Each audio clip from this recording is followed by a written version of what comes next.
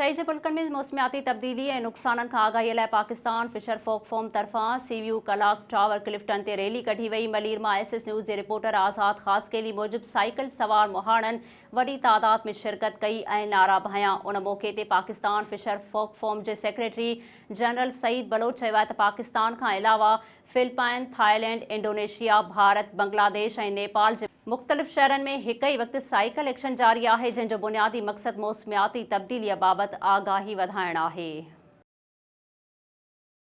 हैदराबाद में Sindh technical education and training authority जे मुलाज़मनि मुतालबनि जी मंता लाइ प्रेस क्लब साम्हूं एहतजाजी मुज़ाहिरो करे इंतज़ामिया ख़िलाफ़ सख़्त नारेबाज़ी कई। SS न्यूज़ जे रिपोर्टर फाज़िल चन्ना मूजिब मुज़ाहिरे में यकजहतीअ तौर सखर रीजन जे अॻवान जमील अब्बासी बि शरीक थियो।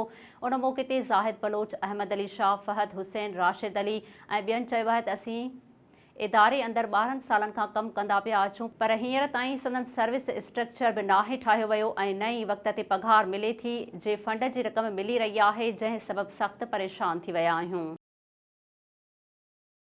मीरपुर माथेलो विझो बाघ भुटो लॻ ॻोठ नथू भुटो जे रहवासी भुटो बिरादरीअ पारां जवाबदारनि जी गिरफ़्तारीअ लाइ SSP खोटकी ऑफिस अॻियां एहतजाज करे धरणो हंयो वियो। SS न्यूज़ जे रिपोर्टर माशूक छॼण मूजिब उन मौक़े ते बशीर अहमद, सईद अहमद, ग़ुलाम यासीन, नवीद अहमद भुटो ऐं ॿियनि मीडिया सां ॻाल्हाईंदे चयो आहे त 10 ॾींहं अॻु ज़मीन तां वापसी ते जवाबदारनि नबी बख़्श, ख़ुदा बख़्श, अख़्तर अली भुटो ऐं ॿियनि संदनि नौजवाननि ऐं पीरसनि मथां फायरिंग करे ज़ख़्मी करे विधो। हुननि जो चवणु हो त जवाबदार सरेआम घुमी रहिया आहिनि ऐं असांखे धमकियूं ॾेई रहिया आहिनि, पर ॾहरकी पुलिस केस दाख़िल हुजण बावजूदु जवाबदार खे गिरफ़्तार करण खां लवाए रही आहे। मलीर जे गुलशन हदीद फेज़ 2 जे घर SC 171 में 4 अणॼातल हथियारबंदनि जो धाड़ो। ख़ानगी कंपनी डेस्कू इंजीनियरिंग जे मुलाज़मनि खां मोबाइल फ़ोनूं ऐं रोक रक़म फुर करे आसानीअ सां फ़रार थी विया। SS न्यूज़ जे रिपोर्टर आज़ाद ख़ासकेली मूजिब डेस्कू जे ऑफिसरनि ऐं मुलाज़मनि जो चवणु आहे त 4 हथियारबंद पुराणी टूडी गाॾी में आया। मुलाज़मनि जी शिफ्ट वञी रही हुई। घर जो दरवाज़ो खुलियल हुयो। हथियारबंद घर में दाख़िल थिया ऐं हेठें फ्लोर में 10 मुलाज़मनि खे यरगमाल बणाए स्टोर तोड़े मोबाइल फ़ोनूं, पावर बैंक ऐं ॿियो क़ीमती सामान खणी फ़रार थी विया। हुननि जो चवणु आहे त असां 15 ते इतला ॾिनोसीं। पुलिस 1 कलाक बाद पहुती। पुलिस चयो आहे त थाणे ते अची रिपोर्ट दाख़िल करायो। होॾां SHO जो चवणु आहे त धाड़ो नाहे लॻो। कारखाने जा छोकिरा रहंदा आहिनि, जिन जूं पहिरियां बि शिकायतूं हुयूं। ॿियो को मसइलो नाहे। Talhar government boys higher secondary school में एहसास कफ़ालत सेंटर गुज़िरियल 1 महीने खां जारी हुअण ख़िलाफ़ उस्तादनि ऐं शागिर्दनि रैली कढी आहे। SS न्यूज़ जे रिपोर्टर पहलवान लाशारी मूजिब उन्हनि प्रेस क्लब अॻियां एहतजाजी मुज़ाहिरो करे धरणो हंयो। धरणे खे ख़िताब कंदे स्कूल जे उस्तादनि ऐं शागिर्दनि मुज़फ़र खत्री, फराज़ चांग ऐं ॿियनि चयो आहे गुज़िरियल 1 महीने खां संदनि स्कूल में एहसास कफ़ालत सेंटर हली रहियो आहे, जंहिं सबबु असांजी तालीम मुतासिर थी रही आहे। हुननि चयो आहे त बार डिप्टी कमिश्नर बदीन ऐं तालीम खाते जे ऑफिसरनि खे आगाह करे थकिजी पिया आहियूं, पर केर बि दादरसी नथो करे।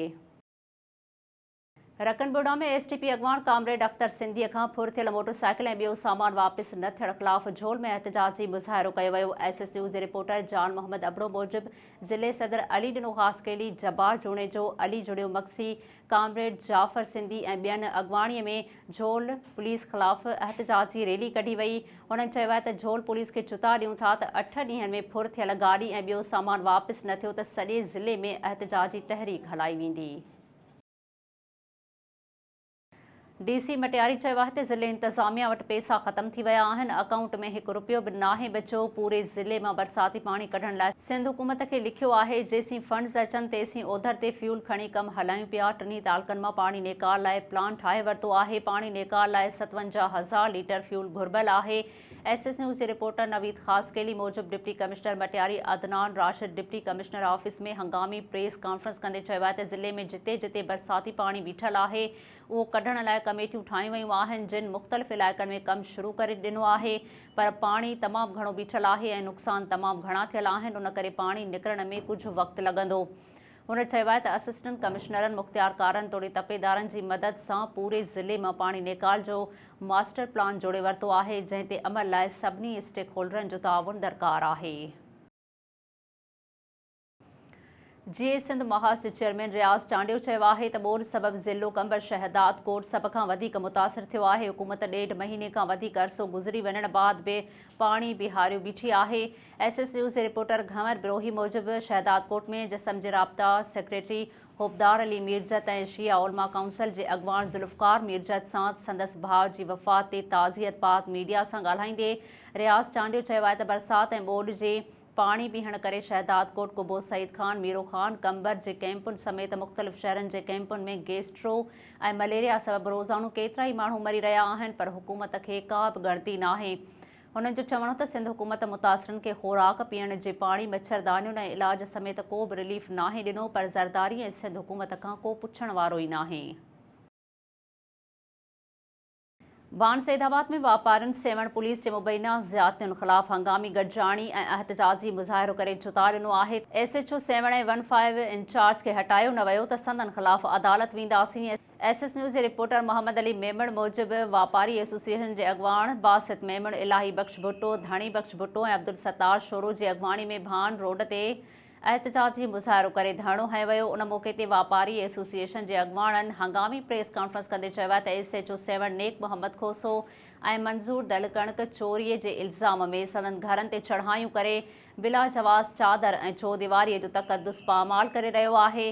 उन्हनि जो चवणो त SHO ऐं 15 इंचार्ज मंज़ूर दल चढ़ाई करे उतां 1.5 लख रुपया रोक रक़म ऐं राइस मिल ते वेठल महिमान अयास मलिक खां 25,000 रुपया फुर करे धाड़ेलनि वारो किरदारु अदा कयो। संदसि ख़िलाफ़ जांच करे केस दाख़िल कयो वञे।